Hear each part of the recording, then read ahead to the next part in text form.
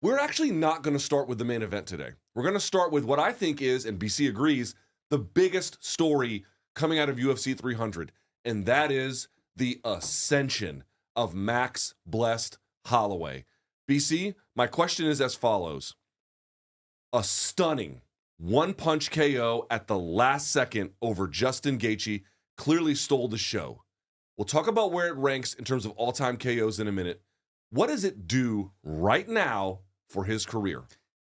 It gives him a second expansive prime. And I know you can argue and say, well, look, really, he started off already in this reinvention. Max is the ultimate reinventor, and that's what the greats do. We talked about that coming in. But since that trilogy with Volkanovski, he was already on the upkick of sort of this second run, the second major run, as we're all sort of maybe rightfully wrong, I don't know, in hindsight, saying, oh, he's going to take too much damage.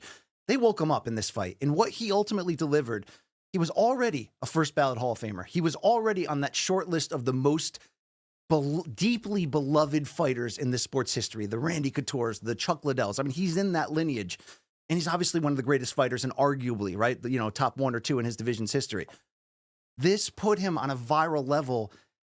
This was Anderson Silva shit, what he did. Like, you're trying to basically compare this not only to the greatest knockouts in history, but the greatest individual UFC moments when they show the Who's Bob O'Reilly leading into the pay-per-view and that great video montage there. It's like, what are the moments that always peak in the pinnacle? It's like Matt Hughes slamming Trigg in the rematch. It's Ronda getting head kicked by Holly. Like, this was that and then some. This was Silva front kicking Belfort. This was Silva making Forrest Griffin look like an amateur boxer. This was one of those moments that was so viral that it becomes the career-defining stamp of who this guy was, because it wasn't just that he overcame the odds when some were wondering if he was going the wrong direction. It wasn't just that he went out of his way to deliver the Eric Morales of 2005 in the first Manny Pacquiao fight, when he was also up on the cards in the 12th round and said, basically, I'm going to turn southpaw, Manny. Let's meet in the middle and let's just brawl because I freaking love it, because my huevos are so large. So Max has the ultimate viral moment, completely redeems himself again at the total elite level, where now we're talking,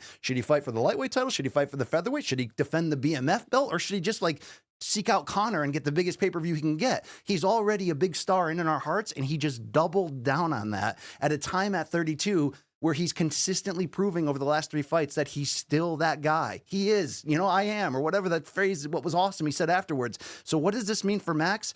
This was immortality. I mean, he was already there, right? He already accomplished so much. He knocked out Jose Aldo twice. He had that really long win streak. He's done so many great things. But this is almost like the key that gets you into the door.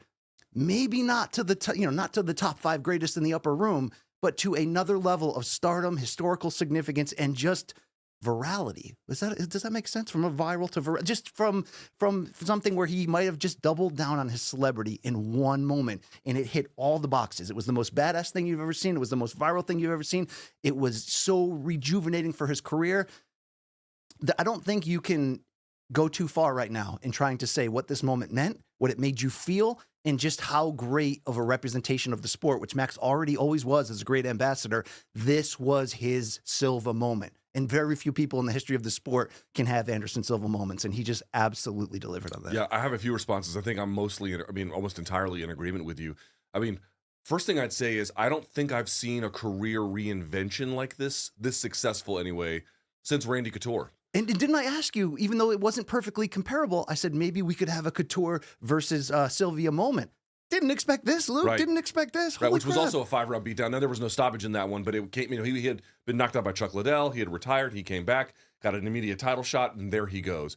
So for Max Holloway, after losing 3 times to Alexander Volkanovski, and we were there that night, that happened, 2 International Fight Weeks ago, we just didn't know what was left of Max's career. He looked like he had been solved. Retiring. Right. We looked like he looked like he had been solved and not finished, but finished as an elite contender. Wow, that was extremely premature and not correct. That's the first thing I'd say. Second of all, that knockdown that looked like a knockdown, like his knee touched, but for fight metric purposes, there has to be an establishment of a ground position for the knockdown to count. So Max Holloway still not been knocked down. I want to point that out, which is also incredible. But you spoke to something about what it meant. That is either one of the best, not just fight finishes, but UFC moments in the entire organization's history, or it's the number one. Now, among fight finishes, I would say like Joaquin Buckley's win over Impa Kasanganay as a pure acrobatic knockout. Well, I wanted to ask you how you mix history with that, because you could just easily pick Conor over Aldo. You could pick the front kick from Silva. I think the knockout on Overeem by Ngannou is the most brutal in history. Terry Edom, the spin kick. There's so many ways. How do you condense that to say which one is better than the other? So for me, I can't think of it purely on KO terms because he baited Gaethje to come exchange with him and then viciously KO'd him. Like he KO'd a guy who threw away his own defense. Of course, he did too. That's part of the exchange. It's hard for me to rank that as like the best KO. But as an MMA moment, let's just say it out loud. It's on par with the Showtime kick. It's on par with Randy Couture with that inside leg kick and that overhand punch and dropping Tim Sylvia where the crowd roars in delight. It's on par with Brock Lesnar reversing fortunes and coming back. It's on par with Nate choking out Conor. It's on par with Jorge Masvidal, who we'll have later on the show, kneeing Ben Askren. Actually, I would say in terms of its size and significance, it's bigger. But certainly, when you think of the top 10, 15, 20 MMA moments where you knew exactly where you were, how it made you feel, how it put you on a place in time, and to your point, utterly transformative for his career. I want to say something. The belt does not make the fighter. We always have known that in boxing. We now know it to be true in MMA. But because of what Max did in this fight, and because it was so incredible, he has now transferred more relevancy and legitimacy, and to a degree, I think, appetite for BMF fights or any kind of BMF fight he's going to be in. What he achieved was so transcendent, he actually lifted this belt out of, a promotional kind of gimmick into something much more real, much more meaningful, and he proved, BC, because I didn't know, the big knock on him, we saw in the Poirier fight, wasn't that he wasn't game enough, he was just physically overmatched. First of all... Short camp, too. Short camp. Didn't put on the size. First of all, he didn't just knock out Justin Gaethje, he thoroughly beat him, even if that had never happened. This is the rebirth and ascension of Max Holloway. This is him declaring to the world, I have yet another chapter, and in fact, BC, it might be his best. A second act, and a legitimate, grand second act, where it's not just the ability to headline pay-per-views, like we said, against anyone. BMF, celebrity, lightweight title, featherweight title. This moment was a crystallization of exactly what makes Matt so special. You could argue it's a crystallization of exactly what makes this sport so great to watch and so unpredictable. But Luke, I want to ask you, the reason why I compare it to Silva is because Silva had video game moments that made us go, like, is that fixed? Because I've never seen that. What he did to Forrest Griffin that time in Philadelphia, you're just like, I don't know if that was real. I can never seen it. Is this the greatest video game moment because of the UFC 199 Ricardo Lamas reoccurrence from Max of saying right here, right now, which we all love when people commit to that, but not everyone commits to going for broke in that moment in boxing or MMA. They both committed to going for broke, and he had a walk-off that's actually on par with the greatest walk-off of all time, which is Yair Rodriguez in the 25th anniversary night, down on the scorecards in round 5 with 1 second to go against Zombie. Is this the greatest video game moment of all time where it's just like, that's not human? What just happened? Hard to say no. The one difference is I am noticing boxing fans who are like, they're just swinging wildly. First of all, you can get people to do that, something similar in boxing at times. So this idea that like it doesn't happen there is kind of crazy. But more to the point, it's just, here's the thing about it. When Anderson Silva front kicked Vitor in the face, there was a certain kind of acrobatic beauty to it. This didn't have that. But what binds this moment with the Silva front kick is that it's an expression of their fighting personality. Anderson was the magician who could just pull off things you never thought possible. Max is the guy like, meet me in the fucking center now. Bite down on the mouthpiece and just go. It's everything you love about him. Of course. Is he a technician as well? The first 4.5 rounds spoke to what a technician he is. But the last 10 seconds right here is such an expression of not only his personality, but what that title is supposed to be about, what that exchange was supposed to be about, and what fight fans love about guys like this. That was MMA sex. Like that was your MMA climax moment. were I mean, it's the banging on greatest thing. air. I want to close and mention a couple things. One, the friendship between the two of them afterwards was Gotti Ward-esque. To see that so instantly, the love, the respect, the backstage videos of them talking to each other on FaceTime and in person was amazing. Justin Gaethje is not going to rightfully get recognized that he should for the chin and the dog. I mean, for him to have a broken nose at the end of round 1 on that back kick, to be just dominated in rounds 2 or 3 where he's a step behind, he can't breathe, he can't see. I mean, it's just a mess. And then come back and almost knock down Max and win round 4 across the board and be in striking position in round 5 to potentially do something big. Very few humans could ever pull that off. But I do want to ask you in almost a devil's advocate way, if that perfectly landed back kick at the end of round 1 that seemingly broke Gaethje's nose and changed the momentum, if that didn't happen, what does the rest of that fight look like? I don't think it's a relevant question. I really don't. I'm not saying it's something that there's an asterisk. I'm just asking you, that was a perfect moment that seemed to open up the door for Max's brilliance because he wasn't getting the firepower coming back for a good stretch of that. I mean, here's the thing. You talk to fighters all the time. Again, I spoke to Ryan Hall about this and how he tore his thumb off of his hand. I mean, obviously not through the skin, but underneath within like the first minute of fighting Ilia Topuria. Just a freak injury. We've seen things like that happen. I'm not saying he would have beaten him but for that, but nevertheless, he told me in the middle of the fight, he's like, fuck, I got to fight this guy and my fucking thumb can't close. Like, it just happens in these fights in this kind of a way.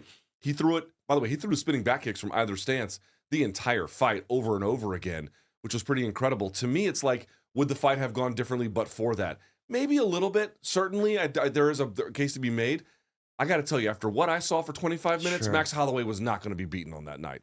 Not by Justin Gaethje, not by a lot of people in that weight class. What was his win between the Arnold Allen and Zombie one in this one? It was another big Yair? name. He had Yair win? Yair, right.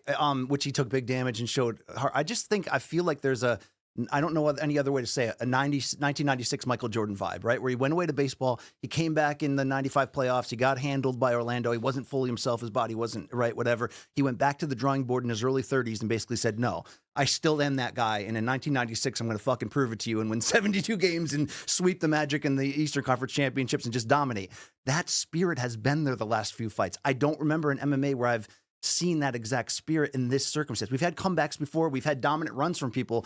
But there was just that veteran guile where he just pulled back and said, no, I'm not fucking done. I'm not even close to done. And I'm going to show you guys once again, hey, BC, I know how many times you've doubted me in my career. Don't try to think because you picked me against Gaethje that you're suddenly on board with me. I know that, Max. I was wrong the whole time. But his ability to just say, like, no fucking way and turn it right back around, it was almost Jordan-esque. You know what I mean? It was almost like that. And it's incredible. That's the best part about covering this sport. When you get involved in the storyline of someone's life and their personality, and obviously Max, along with Poirier, along with, you can name a few others, are just one of the most likable guys that we've ever covered in this game. But for him to have that extra gear, it's Kobe like, it's Jordan like, it's MFer like, Luke. You know, he is the baddest MFer, but that was a motherfucker that was in there. He leads in statistics throughout mixed martial arts in a number of ways. Here's one of my favorite ones I found out the other day. He is the only fighter in UFC history to have 16 different fights where he landed 100 significant strikes. Ready for this? The next closest has 10. He is the leader in all-time significant strikes. The differential he has between strikes landed and strikes absorbed is shocking. He is one of a kind, and now he is back-to-back one-punch KOs in his fights, one at 145, one at 155. Max Holloway is reborn. There is simply no two ways about it. And if he got a title shot at 155, I'd be okay with it. If he got a title shot at 145, I'd be okay with it. It looks like 145 might happen sooner. Topuria versus Holloway. Well, Your early read. My early read is, I want to ask you, being a guy who's represented early, come on board, said, look, Topuria's the next dude, and he's going to be there. And he did things to Volk that I didn't necessarily fully expect.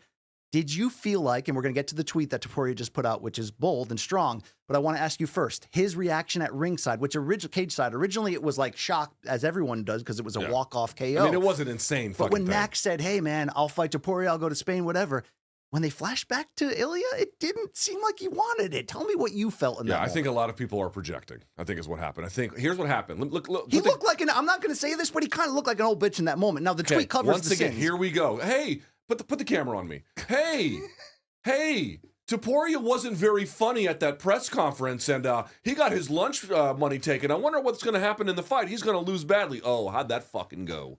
for all you jabronis out there. Listen to me. This is the wrong time for anybody to be fighting Ilia Topuria. Topuria's going to win that fight. I love Max. Whoa, I love Max. Max just 96 Jordan, like half the division. And the fight I forgot was Cater, I gotta tell you, I don't which think was Virtuoso. I gotta tell you, I don't think people really understand how good Topuria's great. Put the camera back on me. Put the camera back on me. There's a bunch of you who have decided to learn about the Ilia Topuria experience the hard way. Oh God! If this guy was not living in Spain right now, we would not be having this conversation. You're about to find out. Here's my reaction. My reaction was when I saw the video. At first, he was like kind of muted, or just to a degree sheepish. Is how it looked for a second. I don't think that's going to have even an iota of relevance by the time I'm they not fight. projecting that he was scared. I just felt like to him he didn't calculate in that moment was possible. I agree. And that maybe he's thinking, Surprise. I still want O'Malley in some super fight. Well, remember, he was like, yeah, Max is done. I'm not going to fight this guy. I'm going to fight Conor. This was a bit of a wake-up call that, like, you've got some work to do at 145. Sure. No doubt about it. And this fight would be massive. Let's please, Long Island Luke in the back, throw to the tweet from Topuria, which is strong. Here it is. Congrats on your performance, Max. Respect your story and everything you achieved with a beautiful family. Hopefully we're going to share the octagon before the end of the year. I like that. And trust me, he said, you're going to feel something that you never felt before. I will be the first one to take your lights out, and added the biblical verse, Philippians 4:13. Max responded and said, it's all love. Let's do it. Blah, blah, blah. How big is this fight?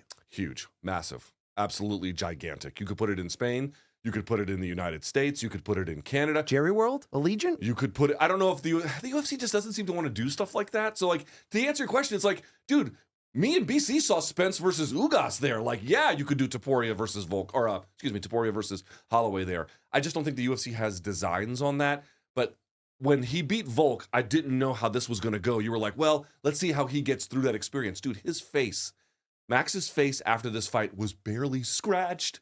It was barely scratched. He was the one who was handing out the ass whippings, again, for virtually the entire 25 minutes. Again, the fourth round for Gaethje was a good round. But the rest of it was just all Max. And Max, don't forget, in the fifth round, he rocked Justin Gaethje again. This fight is huge. And if Topuria can go in there and do what I think he'll probably do, which is win, obviously, it's going to blow his stardom up as well. But, let me put the reverse. If I am wrong and Max goes in there and wins, that would be one of the most legendary fucking things I'd ever seen in my life. It already was what he did to Gaethje. You mentioned his face. I don't want to talk about his face. I want to talk about Luke Thomas's face. We all remember when Dustin Poirier finished Conor McGregor in the rematch, and we had the ski pole moment, and it was great. Luke, you lost your shit on the Luke Thomas live show. And shout out Othello in the background here. Yeah. Here's what the people saw that were watching live. From Justin Gaethje, right in the middle. Let's do it. Oh, shit! Oh, shit! Oh, shit! Oh, shit! Oh, my God!